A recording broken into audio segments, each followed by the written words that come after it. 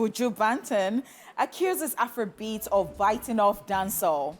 Jamaican reggae and dancehall musician Buju Banton has commented on the rise of Afrobeats, which he tagged as lacking in impact. During an interview on the Drinking Champs podcast, he said that Afrobeats is enjoying international success, but the music doesn't edify or reflect the struggles of the continent like the work of older African artists. He also named Afrobeats pioneer for Fela Kuti, Malian legend Salif Keita, and Senegalese musician Youssou N'dour as African artists whose music had a socio-political impact. The Jamaican musician stated that while Afrobeats is on a global rise, the songs do not connect with the plight of its audience.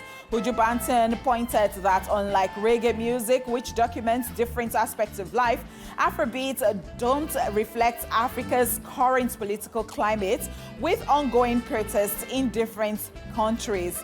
In the interview, Buju Banton also pointed out that although Afrobeats and Latin American pop music, reggaeton are all inspired by reggae and dancehall, both movements don't give sufficient regard to their Caribbean influences. He faulted Afrobeats for cutting off Jamaicans in their efforts to connect with the rest of the world, despite enjoying goodwill and finding inspiration from dancehall and reggae. According to him, Afrobeat stars aren't featuring their Jamaican counterparts, but will rather feature artists from other continents. Well, at the end of the day, he is telling it from his point of view, and he's telling his story, how he feels. He feels that Nigerians, or Afrobeats generally, are taking from reggae, and they do not want to feature reggae artists. But I don't believe that. Yesterday on the show, I think we showed a video of Yemi Alade and one of the Mali brothers. Ziggy Marley. And that was just a very sweet song. That song was one that I would love to listen to every day, every time. And at the end of the day, this is Nigerian artists working with reggae artists, doing all of that fusion. We've also seen Patoran King work with other reggae artists. So I don't believe that Afrobeat artists do not work with reggae artists. I just feel like everyone does their music, then they understand their fans and their audience, and they dish out what they want to and work with who they want to.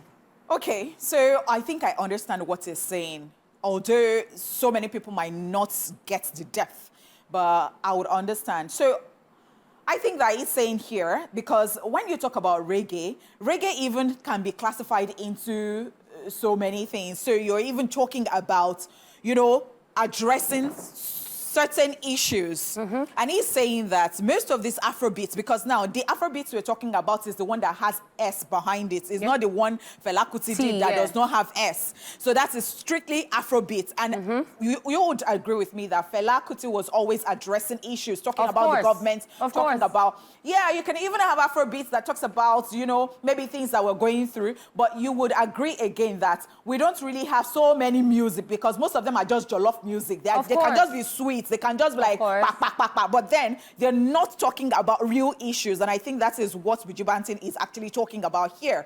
I don't think that he's saying. And yeah, I know I'm that. just addressing the part where he said Afrobeat artists do not work with. So I'm addressing that part. So because even if you're going to take that song by Yemi Alade and Ziggy Marley, you said it's a sweet song. So, and when you were saying it's a sweet song, you did not say it was talking about maybe. Was it talking about like the motherland and that's, you know, maybe talking about peace and love? Peace and love, and then talking about maybe something that happens in Congo, maybe, you know, the way they've been treating people in Congo, DR, and, you know, and all that. Like these days, we don't really, we don't actually really we have songs a few like people. We just have a few people talk about issues. And I think that perhaps that is what he's talking about. Like, it's just so painful. There are no depth to, you know, this thing that we're doing. And, you know, it's always been a debate. Like, will most of the songs actually stand the test of time? Will we get to a point and then we'll look back and we'll say, oh, evergreen songs, they're addressing issues and all that. There are a handful of them. So, yeah, I think I understand him. Yeah. Everybody will be fine last, because, I mean, in this generation, you can't even tell them anything. They just want to do what they want to do, and before you know it, they start to insult the adults. Honeypot, please, my mental health, I'll do what I want to do, okay? Okay? All right. We've learned to work with them and manage them like that.